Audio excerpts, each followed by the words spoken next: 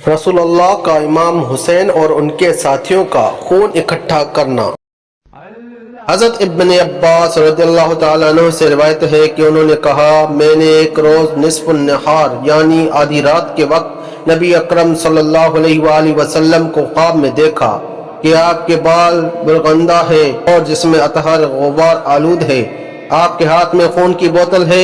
मैं अर्ज किया, मेरे वालिदैन आप पर कुर्बान हो, ये क्या है? आप सल्लल्लाहु अलैहि वसल्लम ने फरमाया, ये हुसैन और उनके साथियों का खून है, मैं आज सुबह से इसे इकट्ठा कर रहा हूँ। मैंने उस वक्त को याद रखा और बाद में मुझे मालूम हुआ कि उसी वक्त उन्हें शहीद किया गया था, यानी हुसैन और उनके साथियों को रिदवानुल्लाहि ताला अलैहिम अजमाइन।